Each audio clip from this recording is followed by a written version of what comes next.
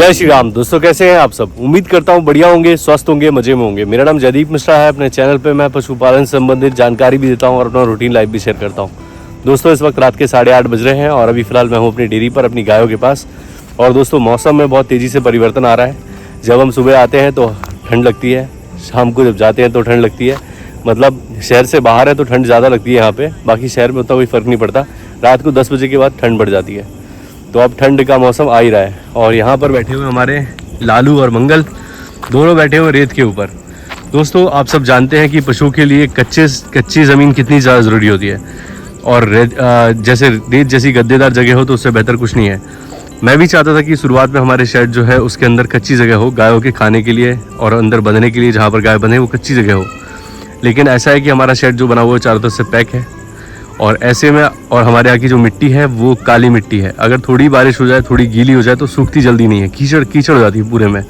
तो अगर मैं अंदर कच्चा रखता तो अगर पेशाब करती गाय वगैरह तो उससे मक्खी मच्छर बहुत ज़्यादा होते हैं और एक बार जो गीली हो जाती मिट्टी अंदर की फिर वो सूखती नहीं, क्योंकि अंदर हवा जाने का कोई रास्ता नहीं है, चारों तरफ से पैक है। और बरसात में जो उमस वगैरह होती है तो उसमें तो और ज़्यादा नमी बनी रहती, तो इसलिए मैंने पक्का रखा है वहाँ पे। और जिन जगहों पर बालू मिट्टी होती है, मतलब मिट्टी थोड़ी भुरभुरी होती है, भूरे रंग की मिट्टी होती है, तो वहाँ की मिट्टी बेहतरीन है पशुओं के लिए। वो कच्चा भी रखे तो जल्दी सूखती भी है, कीचड़ नहीं होती है और बहुत गद्देदार ज़मीन होती है। तो वो हमारे पास है नहीं उपलब्ध। मैट लेके आऊँगा मैं, तब जाके ही व्यवस्था बन पाएगी। और हमारे एक भाई हैं जिनकी एक गाय फिसल गई थी अभी पिछले दिनों, उन्होंने अंदर फर्सी बिछा रखी थी तो उसके पिछले दोनों पैर फिसल गए और फिर वो खड़ी नहीं हो पा रही है। तो ये रिस्क भी रहता है, अगर पक्की ज़मीन हो तो गायों के पैर फिसलने का बहुत ज़्यादा खतरा होता है और अगर ऐसा हादसा हो जाए तो लॉस होना निश्चित है।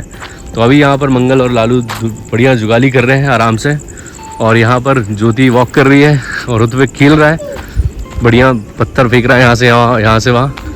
ऋत्विक क्या कर रहे हो? हाँ, आज बहुत मिट्टी से खेले हो तुम। हाँ।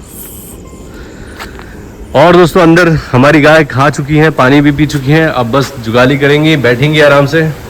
और आप देखिए हमारी नंदनी को बहुत ही बढ़िया चमक है इसके ऊपर, अच्छे से खा रही है। और जब पशु का लगभग 6वां महीना, 7वां महीना, 8वां महीना, 9वां महीना, ये 4 महीने जब देखेंगे आप पशु को जो ब्याने वाला होता है, तो 6वें महीने से उसकी बॉडी कुछ अलग ही अच्छी लगने लग जाती है, चमक आ जाती है। और चमक तो वैसे ज्ञापन होने के बाद पशु के ऊपर आई जाती है, लेकिन इन महीनों में 6, 7, 8, 9, 4 महीने जो होते हैं इसमें पशु कुछ ज़्यादा ही सुंदरता उसके अंदर नज़र आती है। तो अभी फ़िलहाल सिर्फ और सिर्फ बॉडी अच्छे से दिख रही है और अडर की ग्रोथ हो रही है और शाइन है। जिस वक्त इसका अडर बनेगा तब और ज़्यादा सुंदरता बढ़ जाएगी। तो बढ़िया खा रही है, स्वस्थ है, मज़े में है।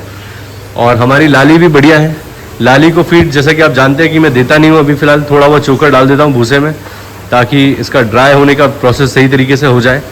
लेकिन फिर भी ये नंदनी का थोड़ा खा लेती है। नंदनी उस तरह से खाना शुरू करती है तो अपना भूसा खली वगैरह सानी पूरी ढकेल के इस तरफ कर देती है, तो लाली भी वहाँ से खा लेती है। तो इसकी बॉडी में भी पिछले लगभग 8, 9, 10 दिन से मैं इसको फीड वगैरह नहीं दे रहा हूँ, फिर भी इसकी बॉडी में कोई अंतर नहीं आया है, सेहतमंद नज़र आ रही है। अडर इसका 5-6 दिन पहले मैंने खाली किया था, फिर भी थोड़ा दूध बन गया इसके अंदर। खाली करूँगा बढ़िया तरीके से। अगर दोस्तों ड्राई करते वक्त आपको पशु के अडर में कुछ अटपटा दिखे, या तो उसके रंग में कलर चेंज हो जाए थन का, या फिर थन से अगर आप ड्राई कर रहे हो और देख रहे हो कि थन से दूध नहीं आ रहा है, या कोई गांठ है, या ब्लड है, या छींचड़े हैं दूध में, तो आप रिस्क मत लीजिए। उसको ड्राई करने से पहले पूरा ट्रीटमेंट कीजिए, सही होने के बाद उसको ड्राई कीजिए। और अगर आपने ऐसी ही कंडीशन में ड्राई कर दिया तो अगले ब्यात में मास्टाइटिस होने की संभावना बढ़ जाएगी। वो थन जो आपका था वो ख़राब हो जाएगा जिसमें दिक्कत थी। तो चारों तरफ से प्रॉपर दूध निकलता रहे और ऐसे कंडीशन में ड्राई हो बढ़िया तरीके से, बिना किसी गांठ, बिना किसी कलर बदले, तो फिर आपकी पशु बढ़िया रहेगा ब्याने के बाद। और डेजी और डिज्नी बढ़िया है, खा रही है अच्छे से, लेकिन दूध कम दे रही हैं। 4-4 लीटर दूध देती हैं दोनों, एक सुबह ऐसी शाम को देती हैं। कोई खास अंतर दूध में नहीं आया है। पिछले दिनों में इनको हरा चारा दे रहा था मूंगफली का। तो मूंगफली का हरा चारा देता था मैं शाम को और सुबह देता था बढ़िया सानी, और दोपहर में 12-1 बजे के आसपास जो फीड शाम को देनी चाहिए वो अकेली डाल देता था और 4 बजे के आसपास चारा डालता था, मतलब शाम को सानी नहीं बनाता था। तो ये जब मैंने किया तो दूध कम हुआ। दोस्तों जब मंथ का एंड होता है 25 तारीख के बाद से लेके 5-6 तारीख तक मेरे पास पशु को खिलाने की जो फीड वगैरह होती है उसकी समस्या होती है, क्योंकि मंथ एंड होता है तो मनी प्रॉब्लम होती है, आप सब जानते हैं। और उसके बाद फिर मंथ की स्टार्टिंग में तो पैसे सारे मिल नहीं जाते दूध से आने वाले, वो भी 10-15 तारीख तक लग ही जाता समय।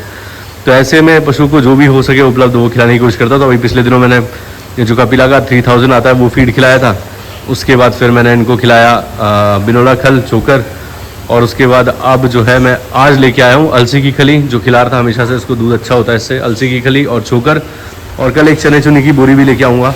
तो ये 3 चीज़ें दूंगा इनको, ताकि दूध भी अच्छा रहे। दूध काफ़ी कम हो गया, नहीं तो नहीं होता अगर ये हरा चारा खिलाने के चक्कर। हरा चारा खिलाना ज़रूरी है, लेकिन फीड भी देना ज़रूरी है, और फीड में जो है वही था चोकर बिनोला खल, उससे कोई खास फ़र्क नहीं पड़ा। तो अलसी चने की चुनी और चोकर स्टार्ट हो जाएगा वापस से। और अभी फ़िलहाल जो मूंगफली का चारा था वो पूरा खेतों में बड़ा सूख गया है, तो वो भी खिलाऊंगा मैं, स्टॉक कर लूँगा साइड में कहीं डाल दूँगा, यहाँ पे अपनी गाय को देता रहूँगा। वो काफ़ी प्रोटीन होता है उसके अंदर, तो अच्छा रहेगा। और भूसा भी बिल्कुल ख़त्म होने वाला है, बस 5-6 बोरे बचे हुए हैं मेरे पास, तो वो भूसा भी लेना है अभी। और आज मैंने गायों को दिया था सरसों का तेल। सरसों का तेल देना बहुत सही रहता है दोस्तों अपने पशुओं को। आप चाहते हैं कि आपके पशु के ऊपर चमक बनी रहे, उसका डाइजेशन बढ़िया रहे, तो बहुत अच्छा रहेगा आप सरसों का तेल दीजिए। तो मैंने आज सारी गायों को दिया है 50-50 ग्राम, और 50 ग्राम से ज़्यादा ना दें।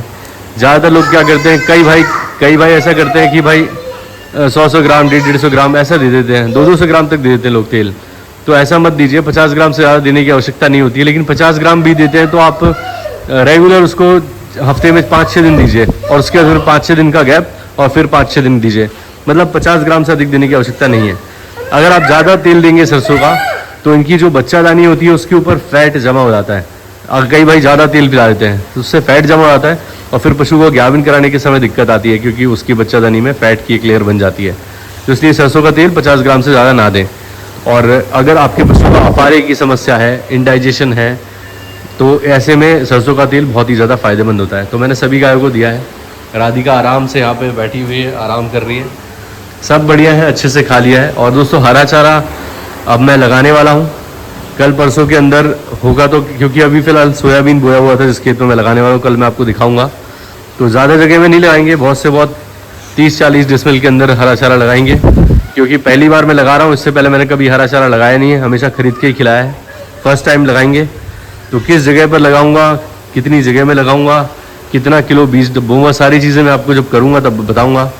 तो हरा चारा उपलब्ध होगा लगभग लगाने के 30 से 35 दिन बाद, मतलब 1 महीने का समय तो लगेगा कम से कम हरे चारे को उगने में। और मैं कोशिश करूंगा कि मैं बरसीम के साथ साथ मक्खन ग्रास भी बो दूँ। मक्खन ग्रास बहुत ही अच्छी घास होती है दोस्तों, बरसीम के साथ आप बोएं उसे, अच्छा रिजल्ट मिलता है, ग्रोथ भी अच्छी होती है, और उसके अंदर प्रोटीन भी ज़्यादा होता है, पशु बढ़िया तरीके से खाते हैं। दोस्तों हमारे यहाँ पर साल भर के लिए अगर कोई व्यक्ति ठेके से ज़मीन लेना चाहता है तो लगभग 15,000 रुपये एकड़ में ज़मीन मिल जाती है।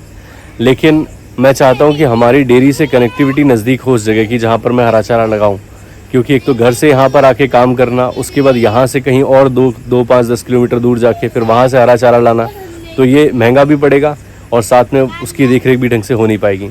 तो मैं चाहता हूँ कि हमारी डेयरी के नज़दीक ही कोई जगह हो जहाँ पे मैं हरा चारा उगाऊँ। तो अब जहाँ पर मैं हरा चारा लगाने जा रहा हूँ, वहाँ पर जिस खेत में लगा रहा हूँ वो खेत किसी और ने ठेके से ले रखा है, वो वहाँ पर गेहूँ लगाएगा।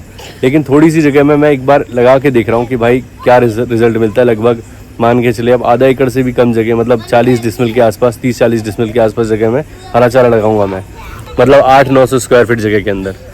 तो उतने में हरा चारा लगा के अनुभव लूँगा कि भाई कैसा रहता है। मैं काम के साथ साथ हरा चारा काट के लाना, खिलाना गायों को, ये सब कुछ संभव हो पा रहा है कि नहीं हो पा रहा है, और मेरी गायों को कितनी जगह में हरा चारा मैं लगाऊंगा तो प्रॉपर तरीके से सबको हो जाएगा। ये सारा एक एक्सपीरियंस मुझे लेना है। तो फर्स्ट टाइम मैं कम ही जगह में लगा रहा हूँ, और उसके बाद जब जून जुलाई के आसपास हम बाजरा बोते हैं, सरगम सूडान घास बोते हैं, मतलब बरसात के सीज़न में जो हमारे पास उपलब्ध रहे घास, उस वक्त अगर मेरा अभी का एक्सपीरियंस सही रहा तो फिर हम उसी खेत में ज़्यादा जगह में, लगभग 1 एकड़ के आसपास में, हम फिर बढ़िया तरीके से आगे के लिए हरा चारा उगाएंगे। तो ये एक एक्सपेरिमेंट टाइप का ही है, और थोड़ा सा अनुभव लेने के लिए है, और नज़दीक है बहुत ज़्यादा, तो मुझे दिक्कत ज़्यादा नहीं होगी मैनेज करने में, और एक अनुभव हो जाएगा। तो फिर आगे हम अच्छे तरीके से, प्रॉपर तरीके से बढ़िया हरा चारा उगाएंगे। वैसे तो दोस्तों अगर आप हरा चारा उगाते हैं, बरसीम वगैरह लगाते हैं, तो पहले आपको खेत के अंदर बढ़िया तरीके से जुताई करानी पड़ेगी, उसके बाद रोटावेटर चलाना पड़ेगा, ताकि जो भी पिछली फसल थी उसका जो भी कचरा है वो अच्छे से मिट्टी में मिक्स हो जाए। उसके बाद आप गोबर की खाद डालिए, बढ़िया तरीके से उसको मिक्स कर लीजिए मिट्टी के साथ। उसके बाद खेत में पानी भर के छोड़ दीजिए। जब ज़मीन में बतर आ जाए, पूरी तरह से ज़मीन सूख जाए, उसके बाद आप बीज छिड़किए, साथ में यूरिया DAP वगैरह जो भी डालते हैं वो डालिए, और फिर उसके बाद एक बार पानी दीजिए। उसके बाद फिर आपकी फसल अच्छे से होगी। और लगभग अगर इस तरीके से आपने बोया है तो लगभग मान के चले आप ये अपना 30 दिन के अंदर अंदर 30 से 35 दिन में आपकी जो फसल है हरे चारे की, जैसे कि आप बरसीम बोते हैं बरसात में, सर्दियों में, तो बरसीम अच्छे से उग जाएगी। और मैं बरसीम लगाऊंगा तो साथ में कोशिश करूंगा मक्खन ग्रास भी लगाऊं, क्योंकि मक्खन ग्रास बहुत अच्छी होती है और ग्रोथ भी उसकी अच्छी होती है। और बरसीम के साथ अगर मिला के खिलाएंगे तो उसका रिजल्ट भी अच्छा है, दूध उत्पादन भी बढ़ता है, पशु बढ़िया चाव से खाते हैं। तो मक्खन ग्रास और बरसीम मिला के लगाऊंगा। बहुत से बहुत मुझे लगता है कि 1-1.5 किलो के आसपास लगेगी बरसीम और 1-1.5 किलो के आसपास लगेगी मक्खन ग्रास। इन दोनों को मिक्स करके लगाऊंगा तो बढ़िया तरीके से हरा चारा होगा। तो इस तरीके से सोच रहा हूँ, प्लान कर रहा हूँ, और जो भी होगा फिर आपको देखने को मिलेगा ही आगे। तो दोस्तों अभी फ़िलहाल हमारे यहाँ पर ज़्यादातर फसलें लगी हुई थी सोयाबीन की, मूंगफली और सोयाबीन था यहाँ पे आसपास लगा हुआ। तो मूंगफली का चारा तो मैं खिला ही रहा हूँ, साथ साथ में सोयाबीन का भूसा भी मैं थोड़ा बहुत लेके रखूँगा। सोयाबीन का भूसा वैसे कहते हैं तासीर गर्म होती है उसकी, और दूध वाले पशु को नहीं देना चाहिए, उसके बारे में भी यही कहा जाता है कि सोयाबीन का भूसा नहीं देना चाहिए। तो मैं हमारी तो सिर्फ 2 ही दूध दे रही है, लेकिन मैं थोड़ा बहुत भूसे के अंदर, गेहूं के भूसे के अंदर मिक्स करके खिलाऊंगा सोयाबीन का भूसा भी, ताकि थोड़ा सस्ता पड़ता है दोस्तों। जैसे हमारा 700 रुपये क्विंटल चल रहा है अभी फ़िलहाल गेहूं का, तो सोयाबीन का चल रहा होगा 350-300 के आसपास। तो इससे थोड़ा सा हेल्प हो जाती है, इकोनॉमिक पड़ जाता है थोड़ा सा, और पशु उतना बुरा भी नहीं होता, खा लेते हैं आराम से। बस ये कहते हैं कि दूध कम होता है, दुधारू पशुओं को नहीं देना चाहिए। तो मैं पहले भी मैंने खिलाया अपनी गायों को, घर पर था जब मैं खिलाता था, सोयाबीन का सीज़न जब होता था तब लेता था गेहूं का सोयाबीन का भूसा। लेकिन इस बार मैं खिलाऊंगा थोड़ा मिक्स करके, ताकि दिक्कत ना हो। और अभी फ़िलहाल थोड़ा गेहूं का रेट भी, भूसे का रेट भी सही रहेगा इस बार, ज़्यादा बढ़ेगा नहीं, क्योंकि सोयाबीन की फसल बढ़िया हुई है हमारे यहाँ।